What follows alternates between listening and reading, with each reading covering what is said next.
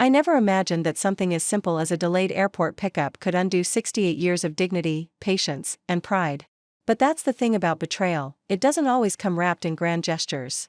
Sometimes it's a silence at the arrival gate, an absence in a place where love should have stood. My name is Theodora Alcott.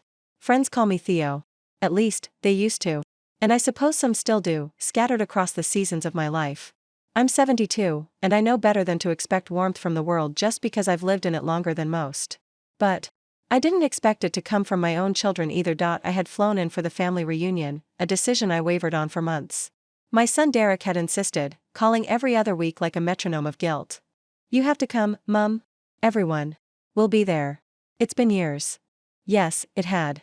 Years since I had seen them as more than blurry faces on screen calls they'd rush through, distracted, checking their watches, their kids in the background shouting, "Who's that, Dad?" Years since someone held my hand simply because it meant something. I had thought, maybe hoped, that this trip would reconnect us. Foolish, wasn't it? I arrived at Heathrow after a bumpy red-eye from Atlanta. My bones don't do well with long flights anymore. My knees felt like they'd been welded shut, my back ached from the upright seat that refused to recline. But none of that mattered when the plane finally touched down. I took a deep breath, steadying myself as I made my way through customs. I wore my best coat, a navy blue wool number with silver buttons. It wasn't expensive, but it made me feel sharp, alive. I had even put on lipstick, a faint mauve that reminded me of spring tulips. A small touch, perhaps, but when you grow older, dignity hides in the little things. I stood at the arrivals area, scanning the crowd. Names were being shouted, signs held high. Children leapt into the arms of waiting parents, lovers kissed. I waited. 10 minutes passed. Then 20. An hour. I pulled out my phone. No messages. No missed calls. Just silence. I called Derek straight to voicemail. I tried Lisa, my daughter. No answer. I told myself not to panic. Flights are unpredictable. Traffic worse. Maybe they were caught up. Maybe one of the grandchildren had spilled juice all over the car seats. I waited another 30 minutes, then I sat down. The reality hit me with a slow, excruciating thud. No one was coming. I felt something inside me give. Not a dramatic break, not yet, but a slow unwinding of something tightly held. I had left my quiet, small town house, boarded a flight halfway across the world, all for a reunion that had no place for me. The airport buzzed with families, excited chatter, and warm embraces. I was invisible. A single old woman on a bench, her coat too formal for the occasion, her phone screen dim, and then it happened. A voice. "Ma'am, are you alright?" I looked up. A young airline attendant stood over me. Her badge said, Jasmine. Her face was soft, kind. I must have looked like something pulled from the sea. I tried to find the words, and my voice cracked. I was supposed to be picked up. My family, they didn't come. She frowned, then nodded slightly. "Let me help you. Come with me." I didn't resist. I followed her down a corridor past the baggage area, past the throngs of people, into a quiet lounge reserved for business class passengers. She waved at someone at the desk, whispered something I couldn't catch. She brought me a warm tea and a blanket. "Would you like me to call someone for you?" I shook my head. "Thank you, Jasmine. I think I just need to think." She smiled. "You sit. As long as you need. If you change your mind, press that button right there."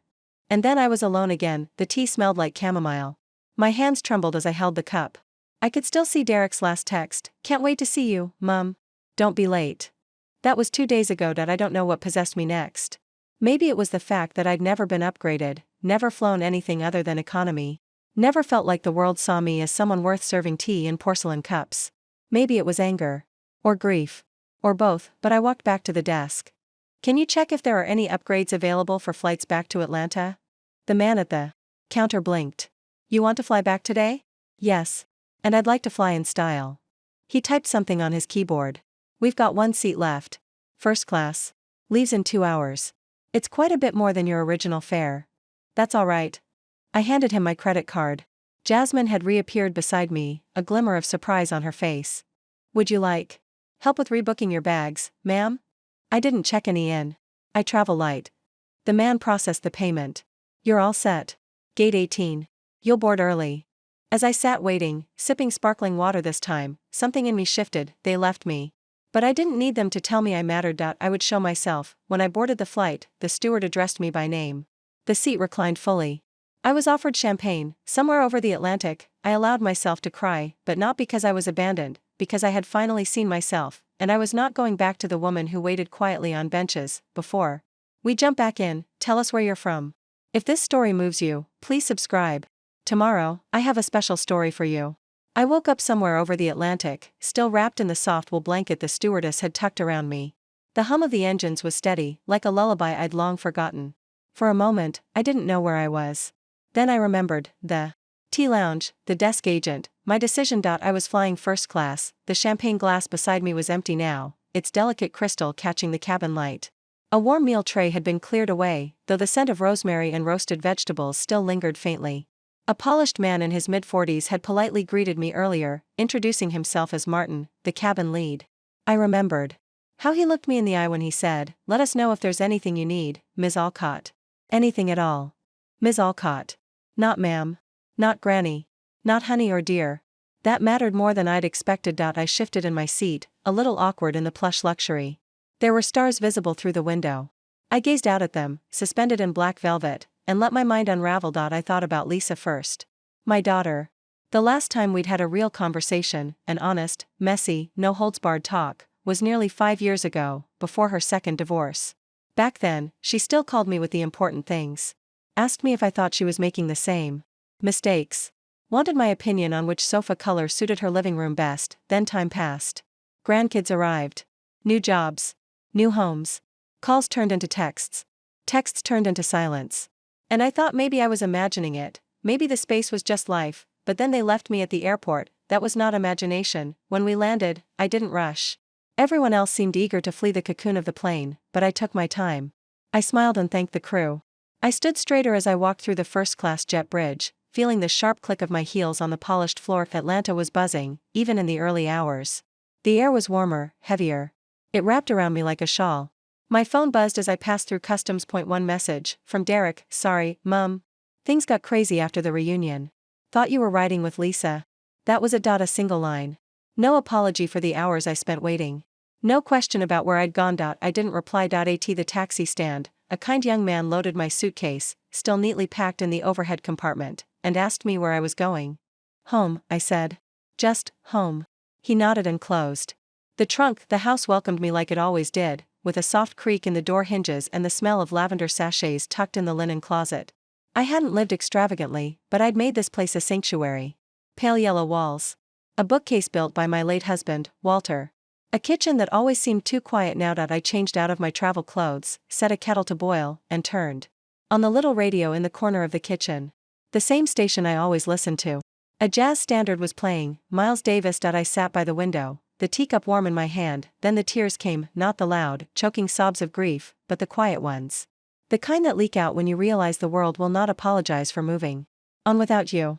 That your name doesn't ring through their homes unless it's connected to a holiday or a birthday. I was not going to be angry. I had promised myself that, but sadness, that was different. The next morning, I opened my laptop and started typing. Not an email. Not a message. A story. Today, I was left at the airport by my children. That's how it began. I didn't know why I was writing it. Maybe to unburden myself. Maybe because some truths are too heavy to carry quietly. I didn't expect anyone to read it, but after I posted it on a blog site I used to maintain, one that had long gathered digital dust, something happened. People did read it, hundreds of them.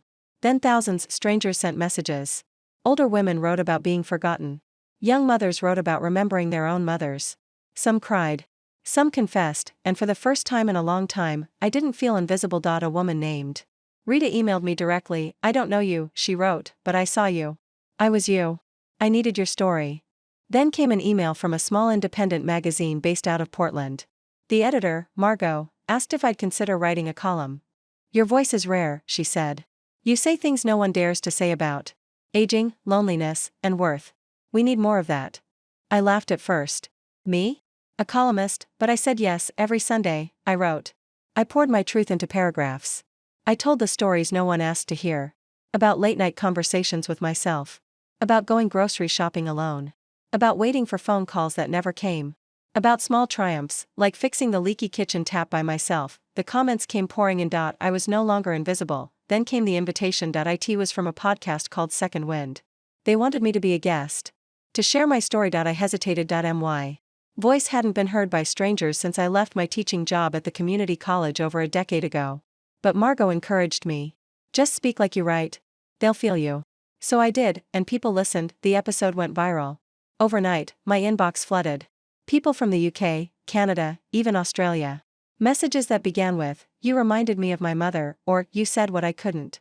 One message stuck with me, "You made me call my mum today. Thank you." That one broke me, because somewhere, maybe Derek or Lisa might have been listening. Might have heard their mother's pain voice through a stranger's speaker. I didn't know if they had. But I hoped. Weeks passed. I kept writing. I kept answering emails. I was invited to speak on a panel about aging and media representation. Me, a woman who just a month ago had been crying into a teacup. I bought a new coat for the event. A burgundy one. Bold. I stood on that stage and told my story to a room full of people half my age. I ended with this: we don't become irrelevant with age. We become rare. And the world values rarity. It just forgets to say so. They gave me a standing ovation, and just like that, I felt more seen than I had in years. A week later, Derek called. His voice was cautious. Like a child who knows he's done wrong. "Mum, I heard the podcast. Was that really how it felt for you?" I closed my eyes. "Yes, Derek. That's how it felt." A pause. "I didn't know. You didn't ask." He exhaled. I could hear kids shouting in the background. "Can we fix it?" "That's not up to me." I wasn't angry. Not anymore. But forgiveness doesn't mean pretending it didn't hurt. Lisa called the next day. She cried. Said she was sorry. Said she didn't know how bad things had gotten. "You could have told me, Mum. You could have noticed." More silence. Then, "I want to come visit. Just me. Not the kids. Just us. Can I?" And for the first time, I said yes, because I was no longer the woman waiting in the arrivals area, hoping to be seen. I was the woman others came to see. I had upgraded my seat in more ways than one.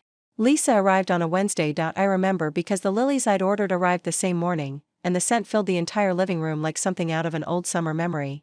I hadn't expected them to be so potent, pink stargazers that reached for the ceiling as if they were trying to escape the vase. Maybe I liked them so much because they refused to wilt quietly. Lisa rang the doorbell like she was asking for forgiveness with her finger. 3 gentle taps. When I opened the door, she stood there with her suitcase in one hand and a paper bag in the other. Her hair was pulled back, face tired but softened, like she'd been thinking too much. Behind her were the things she didn't say, apologies not yet formed, words caught somewhere between the gut and the mouth. I didn't say anything at first. She handed me the bag. "Your favorite," she said, eyes flickering away. Inside were 2 almond croissants from Pierre's, the little French bakery I used to take her to when she had nightmares as a child. She remembered. "Come in," I said simply, and stepped aside. We sat in silence on the couch for a while, cups of tea in our hands, steam curling upward between us like cautious hands. It was not the tea that kept us from speaking. It was everything else. "I read the comments," she finally said. I nodded. There were a lot. I didn't know how many people felt that way. Like you. Like me or like themselves. Sometimes it's hard to tell the difference. She stared into her cup. "I don't know how I became so distracted. So distant. I never meant to. You didn't have to mean it for it to matter." There it was. My voice, firmer than I'd expected. But I didn't want to hurt her. I just wanted her to understand. That my pain was not a fable she could walk away from once she understood the lesson. It was real. It still pulsed beneath my skin. "I've been thinking about that a lot," she said. "About how much I let slip. About how I see you as strong and capable, because you always were, and maybe I mistook that for not needing to be held anymore." I let that sit between us, and then I said, "Strong people still need to be seen, Lisa. We don't become invisible just because we don't scream." Her lips quivered. Her eyes brimmed. I reached out and touched her hand.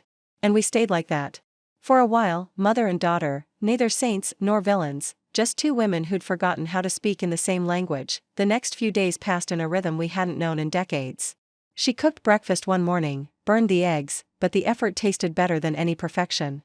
We sat on the porch one afternoon with a pitcher of lemonade, watching squirrels chase each other across the yard. At night, we talked. Deep, raw conversations. About her fears. About my regrets. About Walter. "I still hear him sometimes," I admitted. "What do you mean?" "When it's too quiet. When the night settles in, and the shadows stretch longer than they should. I hear his voice. Not words. Just presence." She didn't laugh. She didn't look skeptical. She nodded. "I still dream about Dad," she whispered. "He's always sitting in the sunroom. Reading. Looking up at me like he wants to say something. Maybe he does." Lisa stayed 4 days. When she left, she hugged me longer than she ever had. No words, just pressure. Just presence. After she was gone, I walked into the sunroom. Sat in Walter's old armchair. Ran my fingers over the fabric. Something in me felt stitched back together, not whole, but healing. A week later, I received a letter, real paper. Real ink. A shaky signature at the bottom. It was from a woman named Beverly. She was 81, living in Wisconsin. She had heard my podcast episode because her granddaughter played it in the car one day. She had cried silently, she wrote, because she hadn't spoken to her own children in over 3 years. You reminded me that silence doesn't have to be forever, she wrote. So I called my son. He didn't pick up. But I left a message. And I'm glad I did. Beverly enclosed a small photo. It was of her, sitting on a wooden bench, smiling in a lavender dress. I pinned it to my fridge. I started getting more letters. More photos. Emails. Some handwritten. Some typed. Strangers felt like kin now.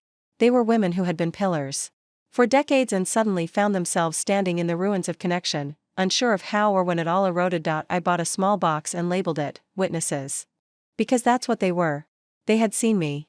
And I had seen them. Margot from the magazine called me one day. Said a television producer wanted to adapt my blog into a mini-series.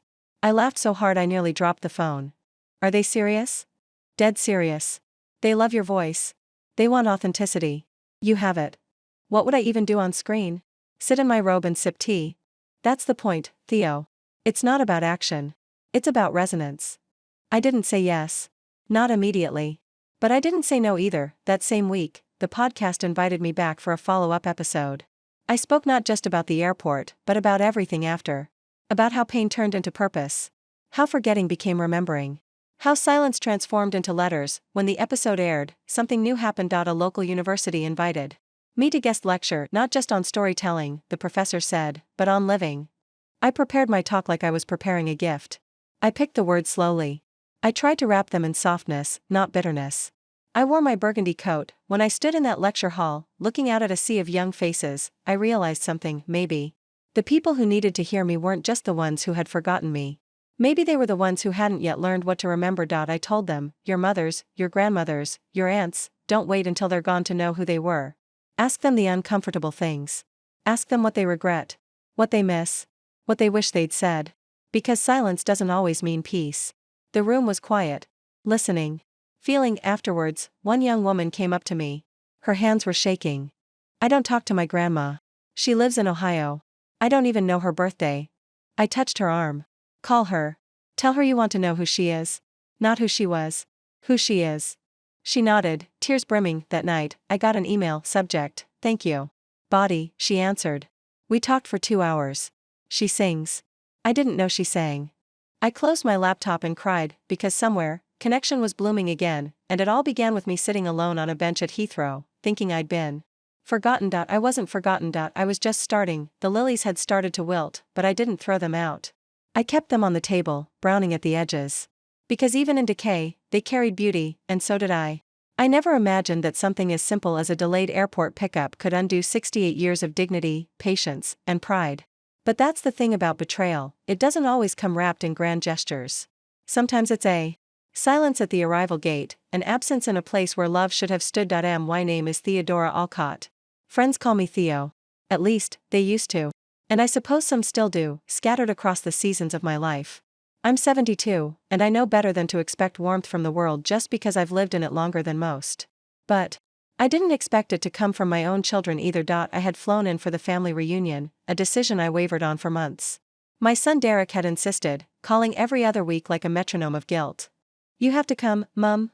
Everyone will be there. It's been years. Yes, it had. Years since I had seen them as more than blurry faces on screen calls they'd rush through, distracted, checking their watches, their kids in the background shouting, "Who's that, Dad?"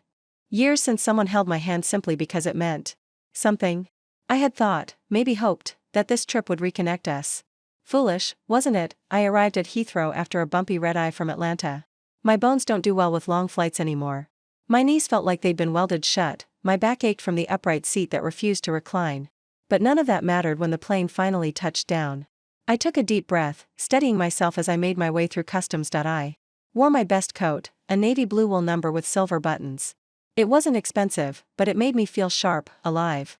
I had even put on lipstick, a faint mauve that reminded me of spring tulips.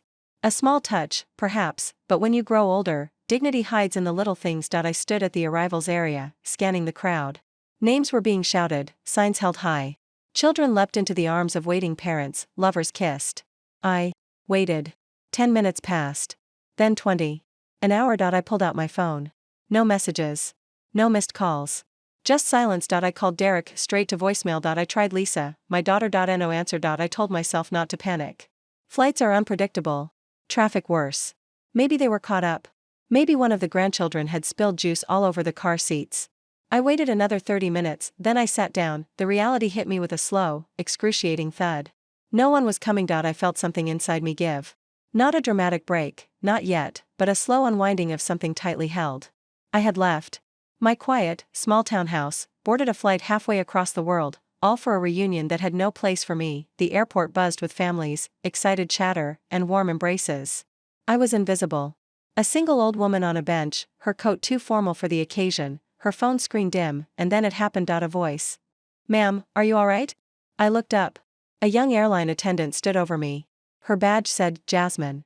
Her face was soft, kind. I must have looked like something pulled from the sea. I tried to find the words, and my voice cracked. I was supposed to be picked up. My family, they didn't come. She frowned, then nodded slightly. "Let me help you. Come with me." I didn't resist. I followed her down a corridor past the baggage area, past the throngs of people, into a quiet lounge reserved for business class passengers. She waved at someone at the desk, whispered something I couldn't catch. She brought me a warm tea and a blanket. "Would you like me to call someone for you?" I shook my head. "Thank you, Jasmine. I think I just need to think." She smiled. "You sit. As long as you need. If you change your mind, press that button right there." And then I was alone again. The tea smelled like chamomile. My hands trembled as I held the cup. I could still see Derek's last text. "Can't wait to see you, Mum. Don't be late." That was 2 days ago. I don't know what possessed me next. Maybe it was the fact that I'd never been upgraded, never flown anything other than economy. Never felt like the world saw me as someone worth serving tea in porcelain cups. Maybe it was anger. Or grief. Or both, but I walked back to the desk. "Can you check if there are any upgrades available for flights back to Atlanta?" The man at the counter blinked. "You want to fly back today?" "Yes. And I'd like to fly in style." He typed something on his keyboard. "We've got 1 seat left. First class. Leaves in 2 hours. It's quite a bit more than your original fare." "That's all right." I handed him my credit card. Jasmine had reappeared beside me, a glimmer of surprise on her face. "Would you like help with rebooking your bags, ma'am?" I didn't check any in. I travel light. The man processed the payment. "You're all set. Gate 18. You'll board early."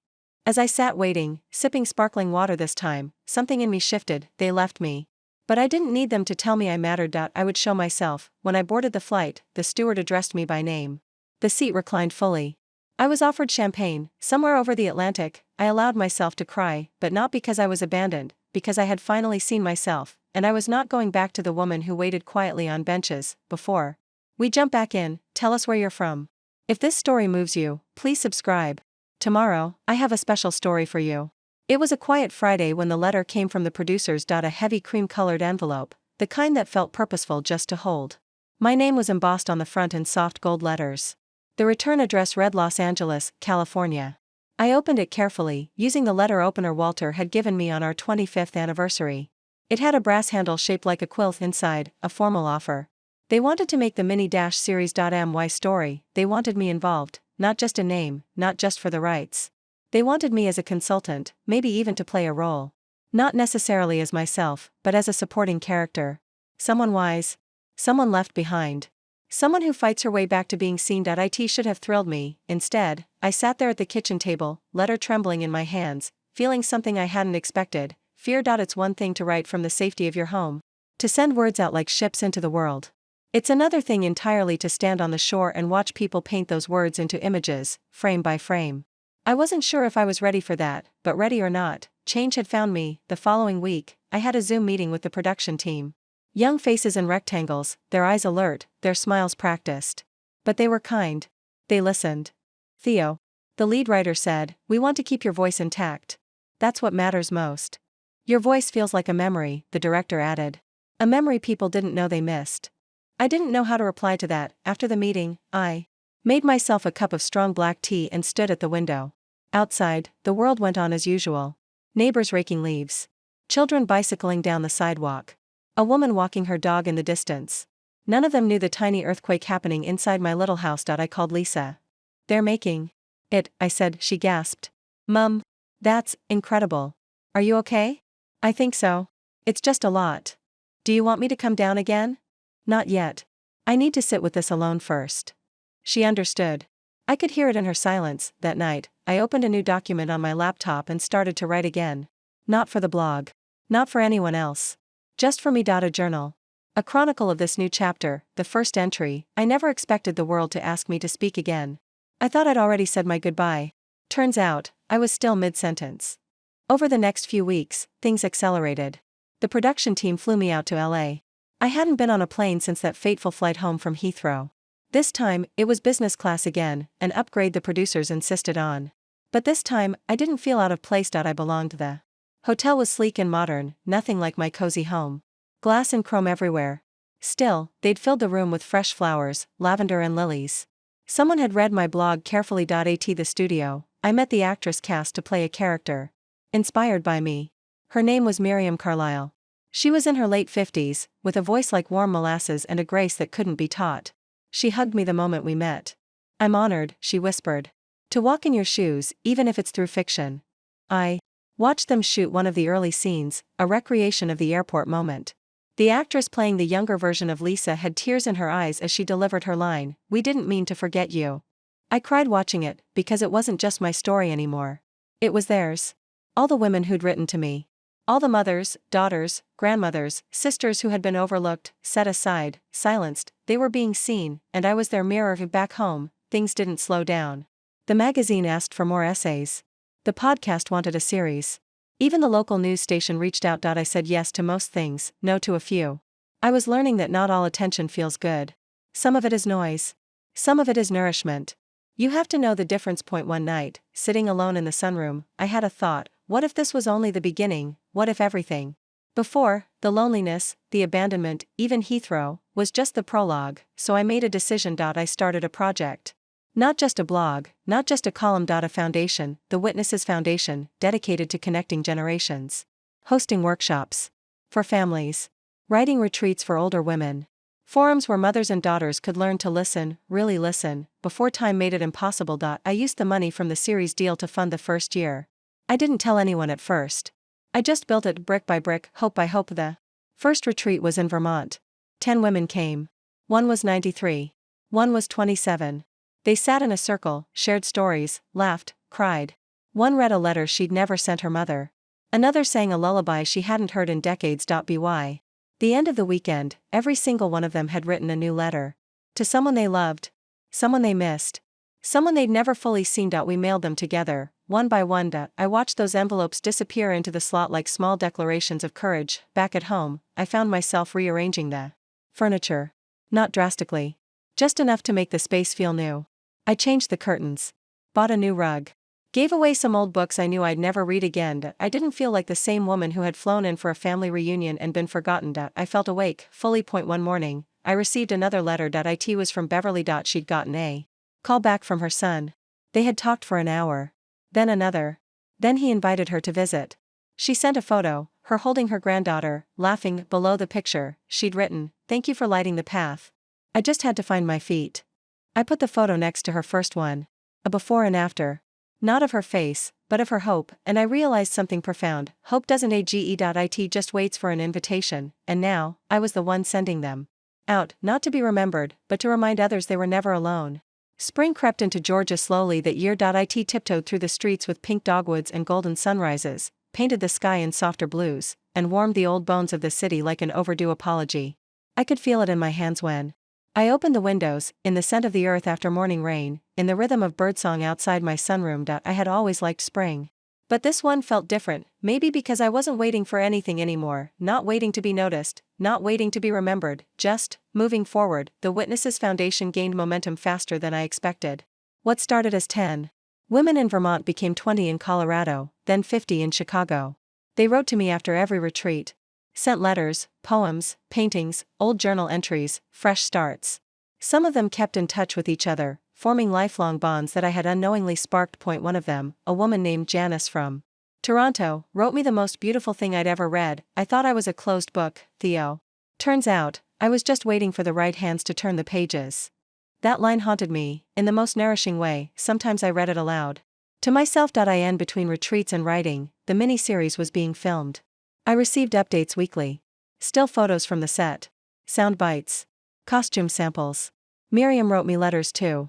She insisted on writing them by hand. She told me she wore a brooch on the set every day. A silver one with a tulip in bloom. Said. It reminded her of my voice. I know it's not really you on screen, she said, but I feel you. Like I'm borrowing your breath. I hope I'm doing it justice. I told her she was. Then, one morning, something happened that I hadn't anticipated. A letter came from Walter's sister, Marjorie. We hadn't spoken in years, not out of anger, just out of life. She had remarried, moved to New Hampshire, and grown more reclusive with age. The last time we exchanged words was at Walter's funeral. A brief embrace. A shared tissue. Her handwriting was as sharp and controlled as I remembered. Dearest Theo, I've been watching. Not in the creepy sense. Just, from afar. I saw your podcast. I saw the article. I heard whispers of the show. And I wanted to tell you something. I wish I had been there at the airport. I wish I had noticed when you disappeared from the Christmas calls. I wish I had fought harder to stay in your life, because what you've done, it's more than survival. It's architecture. You rebuilt something sacred from rubble. And I am proud of you. May I come visit? With love, Marjorie. I held the letter against my chest and cried, not because it hurt, but because it healed, and I wrote back the same day. Her visit was scheduled for mid-May. I spent days preparing, not the kind of frantic cleaning that comes from anxiety, but the thoughtful sort. I aired out the guest room, changed the bedding, put fresh tulips in the vase beside the nightstand. I even baked lemon poppy seed muffins, her favorite. When Marjorie arrived, she looked older than I remembered but not fragile. Her spine was still proud, her eyes still sharp. We hugged without pretense over tea. She told me stories about Walter I'd never heard. About the time he broke his arm trying to impress a girl in college. About the letter he almost didn't send, the one that asked me out all those years ago. She even pulled out a photo I had never seen, Walter and I, dancing barefoot in her backyard, the summer before we got married. She had kept it all this time. That night, she helped me cook dinner. Nothing fancy. Just roasted chicken and potatoes. But we ate slowly. Laughed easily. Remembered everything that still lived between us. Before she left, she asked if she could attend one of the witnesses' retreats. I want to hear other women speak their truths. I want to learn how to hold space for that. I smiled. You already are. A week later, the first trailer for the mini-series dropped. It was surreal. My living room was in it, recreated, of course, but nearly perfect. Down to the exact rug pattern and the chipped mug I always used. The airport scene was there too. And my line, spoken with such quiet devastation I had to pause the video. I waited for them to arrive. But no one came. So I arrived for myself. The internet reacted quickly. Clips went viral. Hashtags sprouted like weeds. People debated it, praised it, picked it apart. And buried beneath the noise were thousands of voices saying, me too. I received interview requests from major networks. Lisa called me crying. Mum, I watched it. All of it. And I had no idea. I mean, I did. But not like that. It's just a version of the truth, darling. Not all of it. Still. Thank you. For letting me try again. For letting us all try again. I thought about her children. My grandchildren. One of them, Matthew, sent me a video. He'd memorized a quote from the show. You can't forget someone who reminds you how to remember. He said it like a poem. I cried again, because that was my grandson. And he saw me, truly saw me. At the next retreat, I opened with a reading. Not my blog. Not my journal. But a letter I wrote to my younger self. Dear Theo, you think you're invisible now. You think the world has packed its bags and walked out the terminal while you sit, still waiting, but what you don't see yet is this: you are the gate, you are where people arrive, and someday, they will come back, not because you waited, but because you never stopped opening the door. The room fell into silence, then applause, then tears. One woman stood up and said, that's exactly what I needed to hear. And I replied, it's what I needed to believe. Afterward, we walked through the woods outside the retreat center. The trees were tall and whispering. Spring had touched every branch. Someone started singing softly, an old folk tune, and others joined in, and there, beneath a canopy of green, I felt something unfamiliar and beautiful, belonging, not because I had earned it, not because I had waited for it, but because I had created it, and it had returned the favor. I didn't know what would happen next, what doors would open or close. But I knew this, I wasn't standing alone anymore, and maybe, just maybe, I never truly had been. A month after the miniseries premiered, I was asked to speak at a conference in New York City. The Intergenerational Summit on Connection and Care, they called it. A title as long and clunky as the emails leading up to it. But the essence was simple: bridging the ever-widening chasm between generations, between mothers and daughters, between young and old, between the forgotten and the forgetting. They wanted me to deliver the keynote. Me. A 72-year-old retired literature professor, tea drinker, once abandoned mother, and now, somehow, a symbol. I didn't quite know when it happened. When the woman who sat invisible at an airport became the woman others listened to with notebooks in hand. But I said yes. I flew into JFK 2 days before the event, wearing a scarf Lisa had mailed me. It was printed with inked letters, an abstract design that, on closer inspection, was made entirely of handwritten sentences. "Your stories deserve air," one of them read. The hotel was downtown, sleek and modern, much like the one in LA, but colder in spirit. I didn't mind. I had learned how to bring warmth with me. The night before the summit, I couldn't sleep. I sat in the chair by the window and watched the city breathe. Taxis flashing, neon signs blinking. A blur of people and purpose. I thought of my children, my grandchildren, the women I'd met, the ones I hadn't. The ones still waiting in airports of their own, unseen. I wrote the speech by hand. I wanted it to feel human. On the day of the event, I walked into the ballroom and stopped cold. Hundreds of people. Rows and rows of chairs, a wide stage backed by soft lights, large screens displaying my name. I recognized a few faces from television, a few more from articles. Scholars, activists, young tech entrepreneurs, grandmothers in tailored coats, daughters in jeans and hoodies. Every kind of person. They handed me a microphone. The weight of it grounded me, and I stepped up. "My name is Theodora Alcott," I began. "You can call me Theo. Most people do. Or at least, they did, once." The room hushed. A year ago, I sat alone at an airport, wondering why my family hadn't come to pick me up after a reunion. It wasn't the first time I'd been overlooked, and I doubt it'll be the last. But in that moment, something changed. Not because I stood up and shouted, but because I sat with the silence long enough to finally hear myself. I saw heads nodding, eyes wide, a few people already wiping their cheeks. What happened next wasn't magic. I didn't find fame. I didn't suddenly become young again. I didn't fix every wound in my family. What I found was something smaller, quieter, but infinitely more powerful: relevance. Not because others gave it to me, but because I stopped waiting for permission to have it. I talked about the retreats. About Beverly and the photos she'd sent. About the letter from Marjorie. About the quote from my grandson. I talked about women finding their voices after decades of silence. About young people learning to listen without needing to fix. "We are not your past," I told them. "We are your mirrors. We show you where you came from, yes, but also what you might become." The applause when I finished was long. It echoed in my chest like a drum. But more than the applause, it was the quiet after that stayed with me. The stillness of being felt, not just heard. Afterward, people came up to me in clusters. One woman pressed a note into my hand that read, "I called my mother yesterday. First time in years." Another gave me a necklace shaped like a paper airplane. "For your departure," she said, smiling, but it was the teenage boy with autism who hugged me without a word that broke me open. He looked at me, trembling, then whispered, "You sound like my Nana. But she doesn't talk anymore." I held his hand. "Then you talk for her." He nodded, eyes glistening. Later that night, I called Lisa. "I think I made a difference today," I said. "You make one every day, Mum." We just finally caught up. That weekend, I returned home to a mailbox full of new letters. One was from a woman named Amelia, who ran a hospice in Oregon. She asked if I'd be willing to record an audio letter for her patients, something soft and comforting to play for those at the edge of goodbye. I recorded it the next morning, using the microphone the podcast had mailed me months ago. "To anyone who feels forgotten," I said, "you aren't. Your breath still matters. Your story still sings. And someone, somewhere, is listening, even if it feels like the world has gone quiet." It wasn't long before people started requesting more of those recordings. A few teachers asked for one for their classrooms.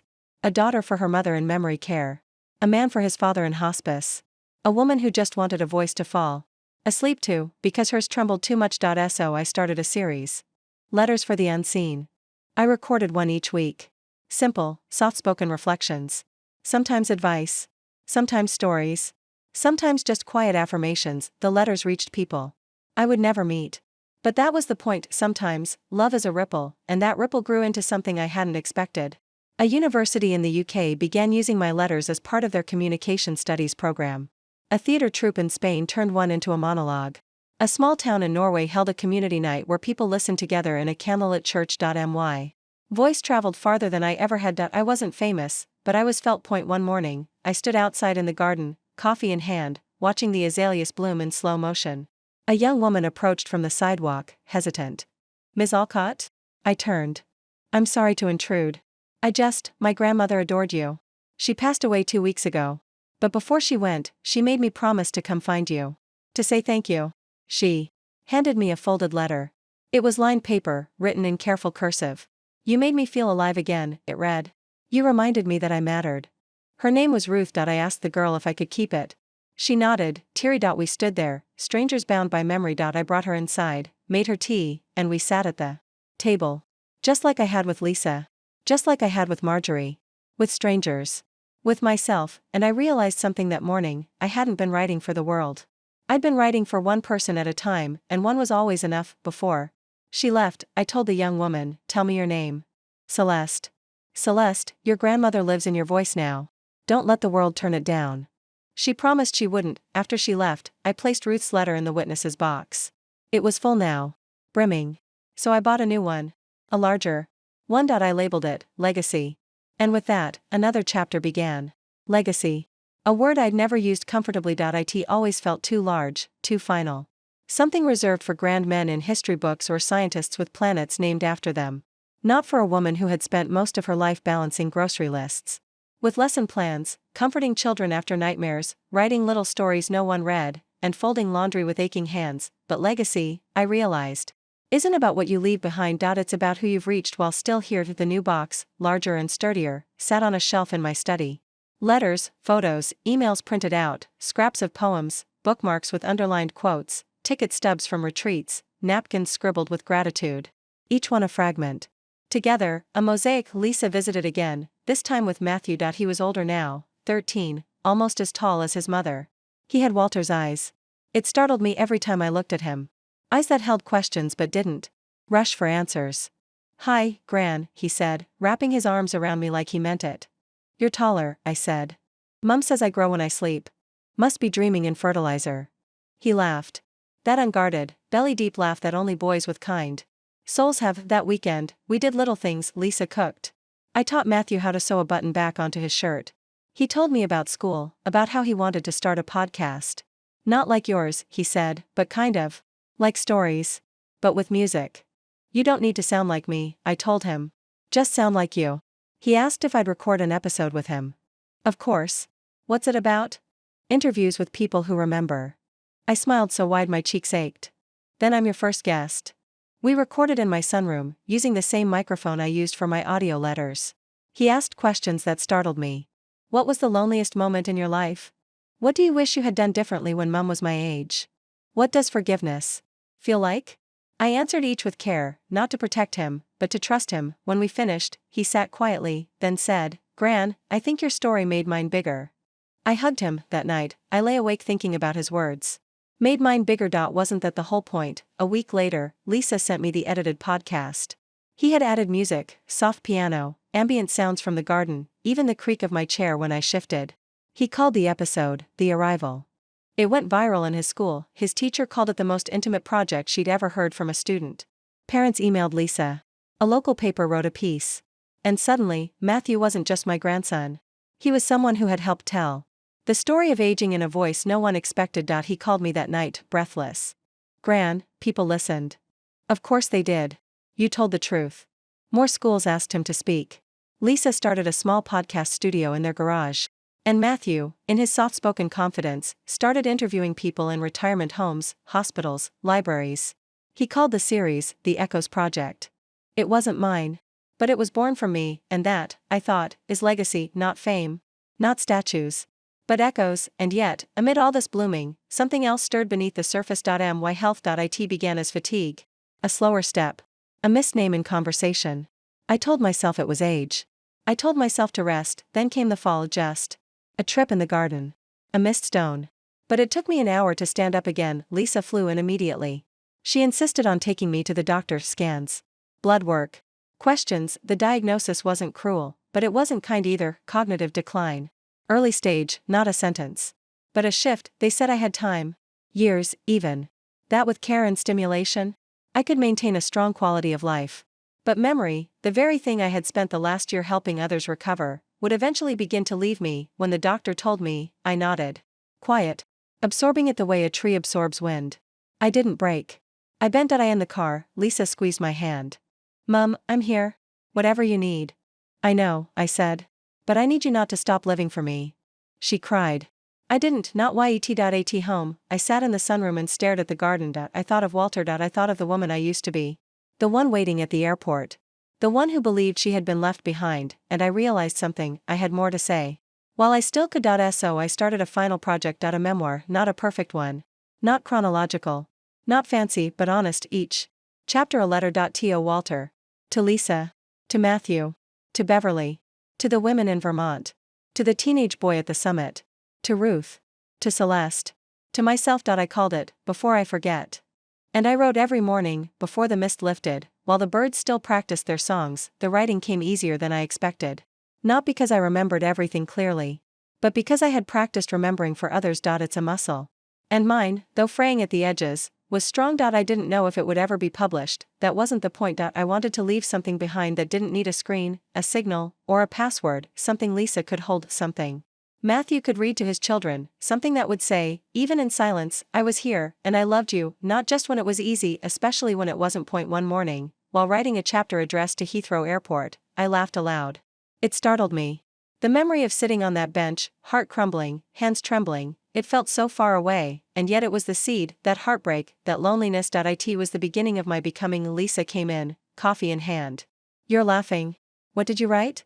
I turned the notebook toward her. She read, Dear Heathrow, thank you for being the place I was left behind. Because it forced me to find out I could walk forward alone. She smiled. You're still teaching. Am I? Always. I reached for her hand. Then stay close. I may need help remembering the lessons. You'll have us, she said. Always. And for the first time, I believed it.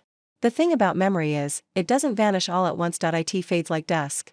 Softly, from the edges. You don't notice it in the obvious places at first. You remember your wedding date, the smell of your childhood pillowcase, the crackle of Walter's laugh when he burned toast and blamed the toaster. But then, one day, you forget why you opened a drawer. Or what day of the week it is. Or how long ago someone called you. The forgetting came in petals. At first, they were few and scattered. Misplaced keys. A missed lunch. A word on the tip of my tongue refusing to arrive, but I saw it. And more importantly, I accepted it. That was the only way to remain myself. I started labeling things, but not just with names. With stories. The ceramic mug I bought in Florence? A post-it beneath it read, Drank espresso from this every morning with Walter during our Italy trip, 1985. The soft scarf Matthew gave me on my 70th? From the boy who listened. Even my bookshelves had tags. Reread this with Lisa after. She stayed 4 days. We burned the eggs but fixed something deeper. Memory, I realized, could be shared, even stored. So, I started archiving, not digitally. Not in folders on some distant cloud, but with my hands. I turned my house into a living museum. Every item had a card. Every photo had a story. Every room carried a whisper that someone could follow. When Lisa visited again, she stood stunned in the hallway. Mum, what have you done? I showed her. One by one. The drawers labeled. The audio cassettes on the kitchen counter. The tapes of my voice reading journal entries, bedtime stories, letters. It's incredible, she said. But it must have taken you weeks. It took me 72 years, I replied. She laughed, then cried. Hugged me. Hard. Matthew came the next weekend. He walked through the rooms in silence, touching the notes, reading them aloud. Legacy isn't a statue, he whispered. It's a breadcrumb trail. And suddenly, I knew what I wanted to leave behind most. A path, for them to find me, even when I wasn't sure where I'd gone. That winter, I held the final witnesses' retreat. This one was in Maine. The snow outside piled high like memories refusing to melt. 30 women attended. Some were in their 20s, others in their 80s. A few had followed my story from the beginning. One had flown in from Scotland. Another had arrived by train, carrying a quilt she'd made from clothes her mother left behind. We gathered in a circle the first night. I stood before them, older now. Slower. But clear. This isn't a goodbye, I told them. It's a handing over. They didn't need me to lead anymore. They had become each other's light. That retreat was different. Less about healing, more about building. They created projects. One group started a pen pal initiative for elder women and college students. Another built a toolkit for nursing homes to help facilitate conversations between patients and their caregivers. They asked me to bless the ideas. I said, "You don't need my blessing. But I will give you my belief." And that was better. When I returned home, something inside me shifted. Not painfully. But inevitably, the days got quieter. Not lonely. Just quieter. Letters still came. Messages. A bouquet of wildflowers arrived on my doorstep with no card. I imagined it was from someone who wanted to say thank you without requiring a reply. I started spending more time outside. The garden had become unruly, and I liked it that way. Wildness reminded me that control was never the point. One morning, I forgot what month it was. Then the name of my neighbor. Then what I had meant to cook. Lisa noticed. "Mum, maybe it's time we look into help. Just someone to come by. Someone kind." I nodded. We interviewed a few caregivers. Most were polite. Some too clinical. Others too cheerful. Then there was Claire. Soft-spoken. Patient. Young, but with an old heart. She didn't talk at me, she listened, and when she found one of my labels falling off the bookshelf, she picked it up, smoothed the tape, and reattached it without saying a word. I knew she was the one. Claire came every other day at first. We didn't always talk. Sometimes we just drank tea and listened to the wind. She helped me record more audio letters. I asked her to speak at the start of each. This is Theo's voice. For whoever needs it today. Sometimes we baked. Sometimes we just watched the sky. She started keeping a journal of things I said. Moments I didn't remember later, but that meant something. She called it Theo Sparks. She read me one once. Memory is not the act of remembering. It's the act of being remembered. I didn't recall saying that, but I was glad I had. One morning, I woke up and forgot where I was, not completely. But enough to scare me. I sat at the edge of the bed until Claire arrived. She didn't rush to fill the silence. Just held my hand. "Today," she said gently, "we'll read a few stories. Let them guide you back." She read from my own writing. My voice echoed back to me through hers, and it worked. I returned, not entirely, but enough. Lisa started visiting weekly. We had dinner in the garden whenever the weather allowed. She began writing, too. Short essays. Observations. She said, watching me had opened something in her. "It's like you taught me to see time differently," she said. "Like it's not a straight line, but a constellation." I told her, "Stars don't disappear when we stop looking." That became one of her essays. She titled it, "The Stars My Mother Named." One night, she brought her youngest, Ella. 7 years old. Bright as a spark, Ella sat in my lap, holding one of my audio cassettes. "Grand, do these work like magic?" "What kind of magic, darling?" "The kind that makes you feel someone's hug, even when they're not in the room." I kissed her head. "Then yes. Exactly that kind." She listened to my voice. For 10 minutes. Then fell asleep. Claire tucked a blanket around her. Lisa held my hand, and in that moment, I realized I didn't need all of my memory to be whole, because I had shared it, and sharing makes it eternal. The next morning, I opened my journal, and I wrote, "Today, I remembered something I hadn't written down. A song. Walter's favorite. The one he hummed when he mowed the lawn. I can't tell you the title. I can't find the melody. But I know it was there. Because my heart hummed it back to me. Memory may fade, but the heart remembers its rhythm always." The first snowfall that winter came early, soft as sighs against the windowpane. I sat by the fireplace, wrapped in a shawl Claire had knitted, a moss green wool piece she swore was lucky. It didn't itch. That mattered more than luck. Outside, the world turned white and quiet. Inside, the house flickered with light and memory. Claire had put up the tree. Lisa had helped decorate it last weekend, stringing lights and placing old ornaments in careful patterns. Matthew added a new one, a glass figurine of a woman writing at a desk. It hung near the top. "For the storyteller," he said. I remembered that moment clearly. Or maybe I remembered the feeling, which was nearly the same thing. Lately, feelings outlasted facts, and that, too, I accepted. Claire had begun recording our conversations. Not for the public. Just for me. Little moments. Tea rituals. Garden walks. Even silence. She labeled them carefully, cataloged them in a binder. I called it my second memory. In case the first one gets tired, I'd said, some days were clearer than others. On the cloudy ones, Claire would sit with me and read from my own journals. Lisa's essays. Letters from Ruth. From Beverly. From Amelia. Sometimes I cried. Sometimes I laughed. Sometimes I simply listened. One afternoon, I asked Claire what she'd do if she were me. "I think," she said slowly, "I would keep doing what you're doing. Choosing how you're remembered before the world decides for you." I nodded. That week, I wrote something new. A letter I hadn't planned.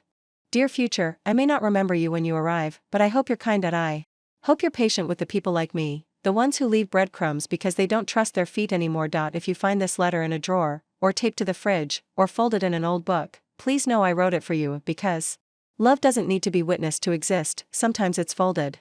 Quiet. Waiting, like snow. Theo, I placed that one in the legacy box. Claire added a note beneath it, written on the first snow. The next few weeks blurred, but beautifully Ella visited often now. She'd bring me drawings, bright and wild. She called me her memory fairy. One day, she drew wings on my back. So you can fly through your stories. One of the drawings showed a large tree with golden roots and silver leaves. That's you, she explained. Your stories are the leaves. We're the branches. I couldn't speak, she had drawn something true. At night, I began writing one last book, not a memoir. A children's story, about a tree that forgot its own name but remembered how it made the wind dance. Claire helped me with the illustrations. Lisa. Read drafts. Ella gave notes. Make the moon talk, she said.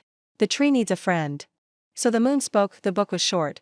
Just 20 pages. We printed 50 copies, called it The Tree That Remembered the Wind. I donated the first 10 to the Children's Hospital.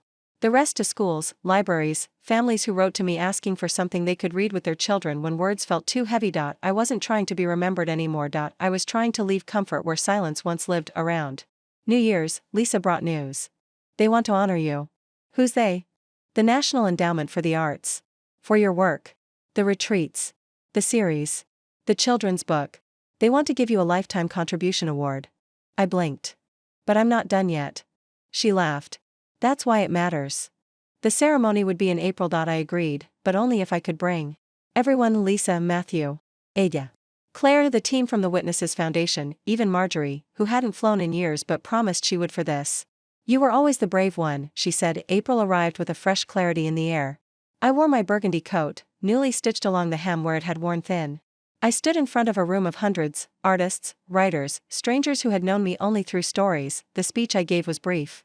I once sat alone at an airport, thinking I had been left behind, but I had not. I was at the beginning of a return. You don't need to be remembered by the world, you just need to be remembered by one person, and then another, until the echo you left behind becomes a home for someone else. That's what we do with love. We plant it. So even when we forget where we placed it, it blooms anyway. I stepped down to applause, but the sound that stayed with me was Ella's small whisper in my ear when she hugged me. Gran, I saw the moon smile. And I believed her. Back home, I added the award to a shelf, behind the cassette tapes and beside the photograph of Walter in his favorite chair. I whispered to the photo, we did good. The next morning, I walked into the garden. The azaleas were early, the wind hummed a familiar tune, and I found myself humming back. Spring lingered that year, like it didn't want to leave. The mornings were crisp but forgiving, the sun gentle in its climb.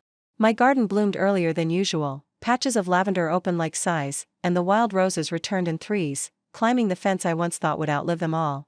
Claire brought a small notebook with her one day. A gift. On the front, in gold-pressed script, it read, Theo's next words. Because you're not done, she said. I smiled. Who says I want to be? She left the first page blank. For what's still unwritten. That day, Lisa brought something too. A letter. Not handwritten like the others, but printed neatly on heavy cream paper, the kind I used to keep for poems. From a reader, she said. I opened it slowly. Inside, Dear Theo, I've never written to a stranger before. But you don't feel like one. Last year, I sat beside my mother as she passed. She didn't say anything. But I played your audio letters on a loop for hours. Your voice filled the space we didn't know how to fill. When she took her final breath, your story was the last thing she heard. I don't know what that means. But I know it mattered. Thank you, love, Helen. I read it twice. Then a third time. Then I folded it and placed it inside the legacy box. On top.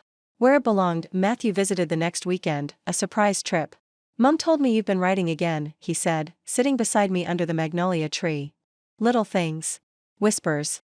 Nothing big. Little things are the loudest, Gran. He handed me a small USB drive. Labeled simply, Echoes. It's a compilation, he explained. Of your recordings. My interviews. Lisa's essays. Ella's bedtime letters. Claire's journal entries. All threaded together. We made it for families. For caretakers. For classrooms. He paused, watching my face. We want to call it the Theo Project. I looked at him, stunned. Why my name? Because this all started with your voice, because when you told the world you were still here, it gave the rest of us permission to speak too. That night, we listened to it together. The wind outside matched the tone of the stories. Laughter. Silence. A few gasps. A lullaby sung low by Claire. Matthew's voice asking his first podcast question, what's something you remember that no one else does? My voice, answering, the way my father winked before he lied. Ella reciting. Her favorite line from my children's book, even if the tree forgets its name, the wind still calls it home. I cried, not from sorrow, but from completion. The project launched the following month. Quietly. Just a soft post online. But within a week, it was everywhere. Shared across schools, clinics, care homes, podcast networks. Letters poured in again. A teacher in rural Montana wrote, your voice taught my students empathy. A hospice nurse in Dublin said, I play your stories on night shifts. They hold the room together. A child from Sweden sent a drawing of a heart-shaped tree. Matthew created a map online, a digital constellation. Every pin represented someone who had listened to the Theo Project. There were thousands. Tiny lights blinking from every continent. Point one evening, I stood before that map and whispered, look, Walter. Look what we did. He would have teased me, called me dramatic.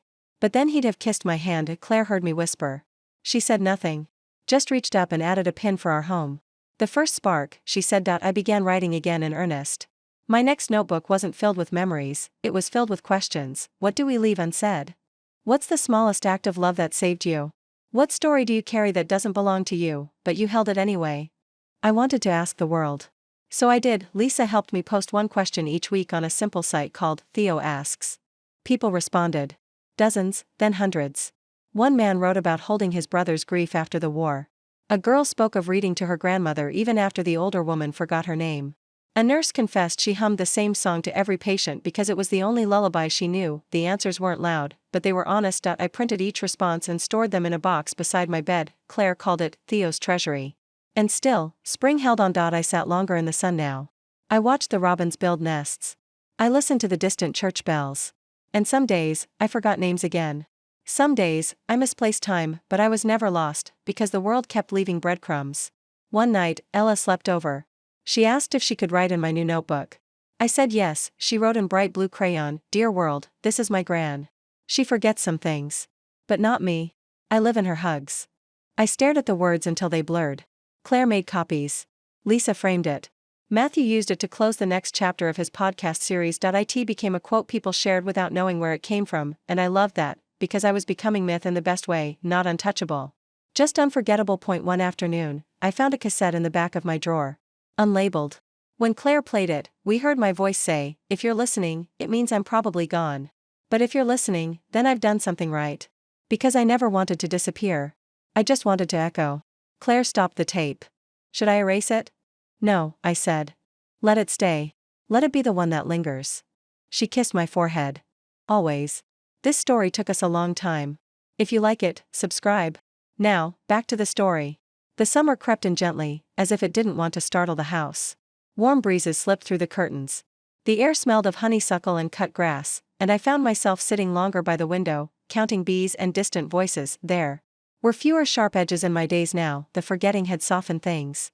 The hard memories dulled, and though the important names still glowed, I sometimes had to look twice to be sure, but I didn't feel afraid, because I was surrounded by reminders, real and living. Lisa had turned the guest room into her study so she could stay longer stretches without disrupting my rhythm. Matthew helped digitize everything. Photos, tapes, even my old grocery lists. You can't know someone if you don't know how they shop, he said with a wink. Ella visited every weekend, always with a new story to tell or a question to ask. Gran, if your memories are clouds, what's your son? I looked at her, blinking slowly, heart catching on the truth of it. You are, darling. You're the light that holds them together. Claire had become more than a caregiver. She was a chronicler, a witness, a quiet presence. Who knew how to guide without leading? She kept my schedule now, not to control me, but to make space for the things that mattered. Each morning, she sat with me for 10 minutes of what we called Theo time. I would say whatever came to mind. A phrase. A memory. A question. She'd write it all down. Sometimes it was poetic. Sometimes absurd. One day I said, I once dreamed I married a man made of piano keys. Every time I touched him, music played. Claire laughed and asked, was he in tune? Always. She called those sessions Theo's driftwood, odd and lovely remnants from a sea I was slowly sailing away from. One morning, I woke to find my garden had been trimmed and weeded. Not by Claire, not by Lisa, but by a group of teenagers. From the local school. A program inspired by Matthew's podcast had formed, Echo Keepers. Young people offering time and service to elders who had told their stories. A way to give thanks. They'd heard mine. They said I was their North Star. It stunned me. I never intended to guide anyone. I had only ever tried not to vanish, but now, it seemed my footsteps had formed a map. That afternoon, I sat under the old oak tree, the one Walter planted when Lisa was born, and watched the kids rake and mulch and replant. One of them, a girl with ink-stained fingers and oversized glasses, came to me with a drawing. "You said your husband hummed a tune when he worked," she said. "You couldn't remember it, right?" I nodded. She handed me a page of hand-drawn sheet music. I imagined what it might have sounded like. I stared that she'd written music for a memory I couldn't retrieve. "Can you play it?" She blushed. I brought my keyboard. She sat under the tree and began soft, lyrical, gentle dips and rises. It felt like summer and old photographs. It felt like the warmth of hands I'd once held. It felt like Walter. I closed my eyes and let it wrap around me. Lisa cried beside me. "It's him," she whispered. It was. Or close enough that it didn't matter. Later that week, Matthew uploaded the recording to the Theo Project archive. Titled it, "The Song That Returned." Thousands listened.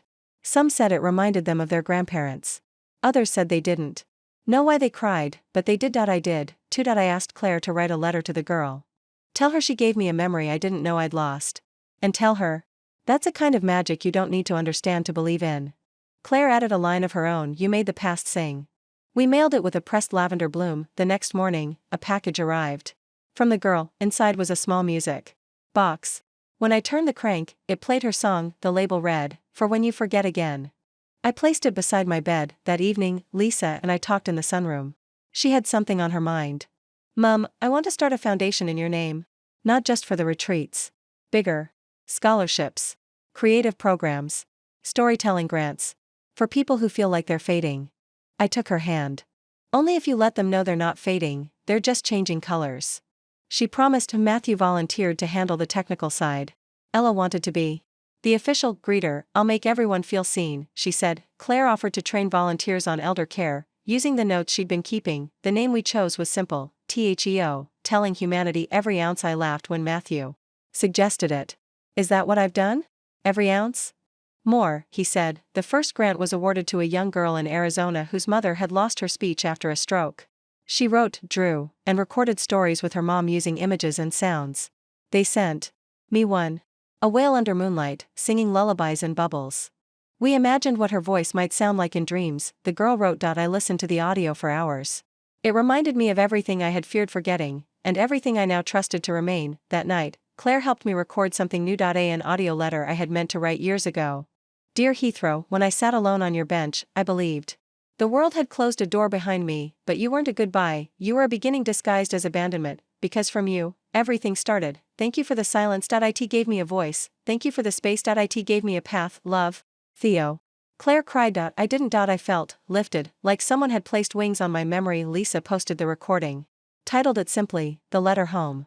And that week, we received more messages than ever, people who hadn't spoken to their parents in years. Children who wrote to grandparents. Nurses who sang instead of spoke. Daughters who forgave.